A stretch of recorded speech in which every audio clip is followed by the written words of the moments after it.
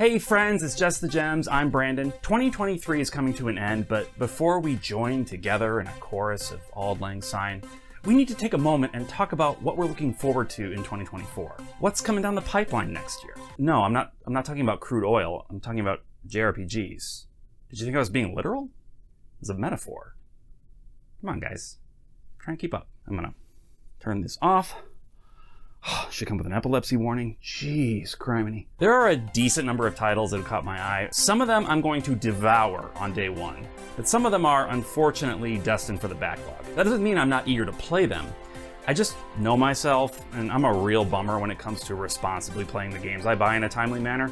So let's talk about 2024's big JRPGs, shall we? But before we do, would you mind liking the video to help with the algorithm? And if you aren't already subscribed, would you consider subscribing?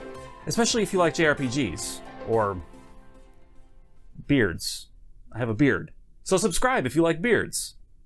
Is that really all I have to offer? Takes on JRPGs and a beard? Oh, that sucks. Oh, and let me know in the comments what you are most looking forward to in 2024. All right, on to the games. Take these off. Way too small for my giant head. Ouch.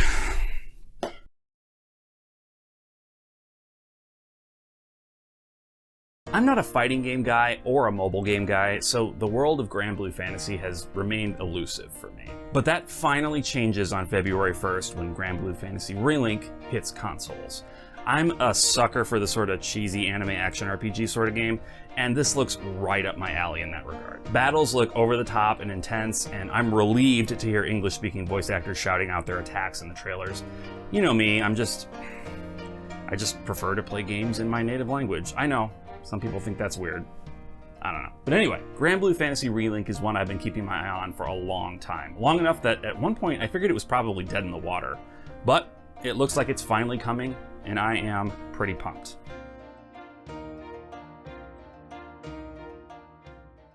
Persona is going strong, everyone. There was a time, believe it or not, back before Persona 5 was blowing up JRPG sales charts, when Persona was actually kind of niche. My first Persona was Persona 4 Golden on the Vita, and it absolutely hooked me.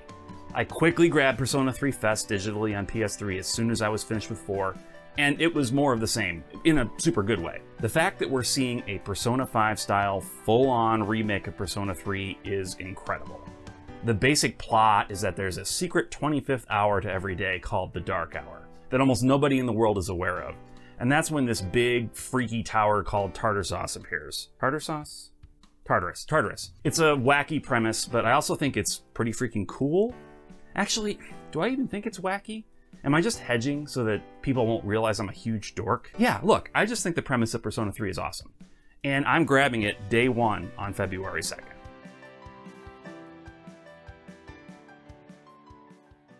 Oh boy, February is loaded. How can they put so many banger games out in our shortest month? Even the leap year doesn't help. But this means we can only celebrate the anniversary of Final Fantasy VII Rebirth's launch once every 4 years, so keep that in mind when you're writing your Twitter posts. What am I talking about? All right, Final Fantasy VII Rebirth launches on February 29th, and I have rarely been as excited for a game as I am for this one. Look, I understand there are plenty of FF7 purists out there who don't enjoy what the remake trilogy is doing. I sympathize. But I've been obsessed with the world and the characters and the lore of Final Fantasy VII for decades now, and finally getting to see it done with this level of fidelity is life-affirming for me. The devs have revealed this is another meaty game. 40 hours of main story and maybe 60 hours of side content. I'm guessing 30 of which will be Chocobo racing related, but that's fine. I bred a gold Chocobo once. I can do it again. There's not much more I feel I need to say about this game. It's Final Fantasy VII Rebirth. If you're into modern JRPGs, you're probably already planning to pick this up. I'm preaching to the choir. Next.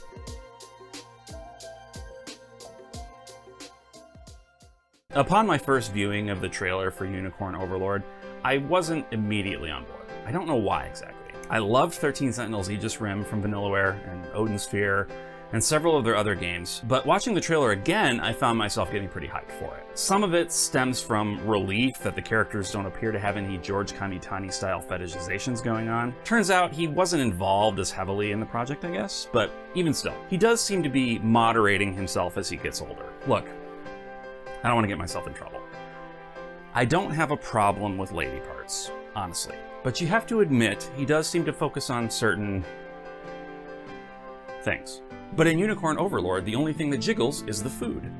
This is classic Vanillaware style and what will hopefully be solid strategic combat, so I'm ready to give it a try on March 8th.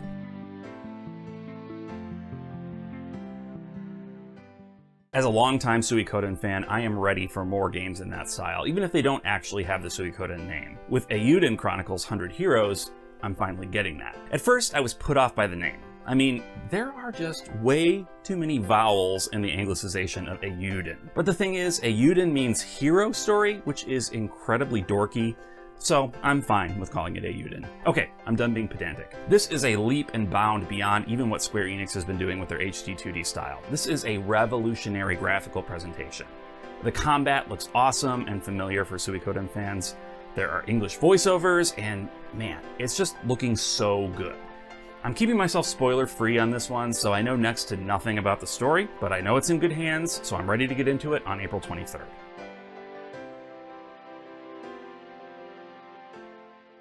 Okay, now we move out of solid release date land and into more nebulous 2024 territory. First on my list to talk about is Metaphor ReFantazio. This is taking all the style of Persona and injecting it into a fantasy story, and that, in my mind, is a very cool idea from the get-go.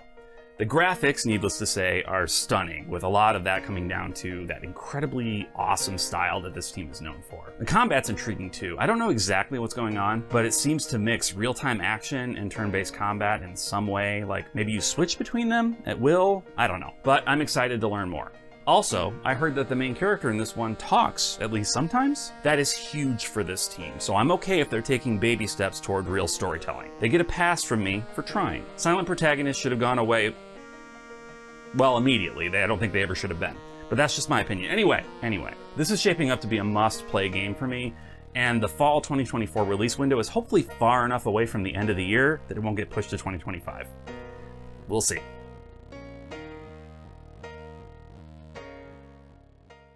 Okay, the Paper Mario Thousand Year Door remake is huge. Nintendo is making some very good calls lately when it comes to refreshing their back catalog. Not only did they give us Super Mario RPG this year, but we get the best Paper Mario game next year. And look, when I say Thousand Year Door is the best Paper Mario, I mean it. And it's not even close. From my perspective, it's the only good one. The other ones have their charms, but none of them have ever given me an experience close to this bad boy. I don't have a ton to say about it since it's a remake of a game most of you probably know well, but to sum it up, it's Mario, all the characters are paper cutouts, it's hilarious, a computer falls in love with Peach. There's a lot going on. Battles are Mario RPG style with time button presses for more damage, and the whole audience gimmick where a bunch of toads are watching you fight is really entertaining. This game is a winner, and now people will be able to play it without having to dig a GameCube out of the closet and ponying up $120 for the game on eBay.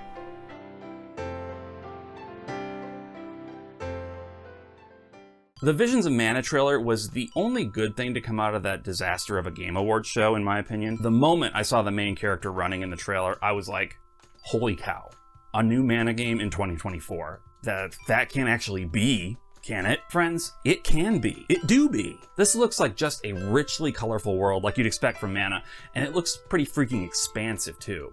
I'm excited to get to play an action RPG at a scale like this in a world that looks like this. The combat is appealing from the little we've seen. Dashing looks fast and smooth, and you can double jump, which feels like a must-have in action RPGs, so developers take note of that, please. And man, when they showed the zoom out of the mana tree and the logo came in at the end, I literally got chills. This is going to be a good one. I'm holding out hope that that's true, because I really, really want it to be good.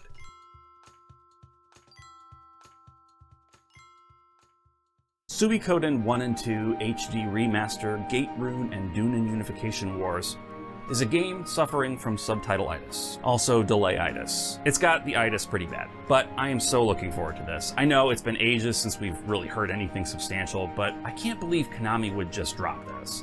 They want to capitalize on the renewed fan fervor around Eiyuuden Chronicles, right? Anyway, these games are some of my favorites from the PlayStation era, and getting a chance to replay them in this enhanced way is going to be fantastic. If you haven't played any Suikoden games, then you're in for a treat, I can tell you that much. The stories are these big, epic tales of war, but they focus in on a handful of characters and really gut punch you with some serious drama. Also, there's these mystical runes that give people powers. That comes up from time to time.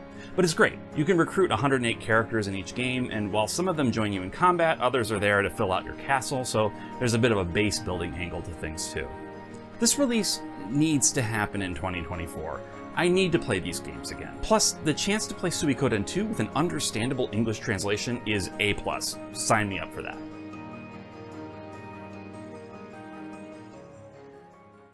I never played Fantasy Life, but I was initially intrigued when I saw this trailer. Mostly because I want to know, why did she steal time? What is time worth on the black market? I have an enormous amount of time that I waste. Could I be monetizing it better? All that aside, I never played the original, but this looks like a fantasy Animal Crossing, which before 2020 I would not have thought I'd be interested in, but I had a lot of opportunities to get sucked into Animal Crossing New Horizons, and I mean, yeah, I could see myself getting sucked into this too. There looks to be crafting and decorating, so maybe my wife can handle that stuff for me. She's honestly just so much better at it than I am. I don't know if this is going to have multiplayer, but I assume it will. If so, then this is a no-brainer for my house.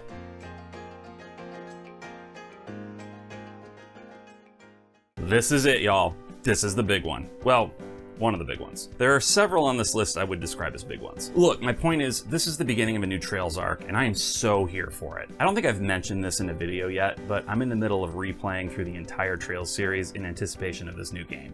So I have a long road ahead of me, but it's worth putting off the backlog because this series is my meat and potatoes. It's the story I keep coming back to because it's so nourishing and satisfying. I'm excited to meet a bunch of new characters, and I'm excited to see which characters from the past will show up. There's always a few at least. And the battle system appears to be at least somewhat different than before, so I'm interested to see what changes they've made. Trails through Daybreak is the big move out of the Cold Steel arc, and don't get me wrong, I've loved the Cold Steel arc, but if you count Reverie as part of it, I guess I kind of do, then that's like 5 titles focusing on one region, and I'm ready to move on. Summer 2024 cannot come soon enough. Actually, no, it can. I still have like 7 more games I need to finish replaying. Anyway, that's it. What do you think? Are you looking forward to any of these? Any you're looking forward to that I didn't cover? Let me know down in the comments. If you wouldn't mind liking the video to help with my friend Al Gore and his rhythms, I would really appreciate it. And if you're not subscribed, would you mind subscribing? It helps me out so much. With that, I'll say Happy New Year. Until next time.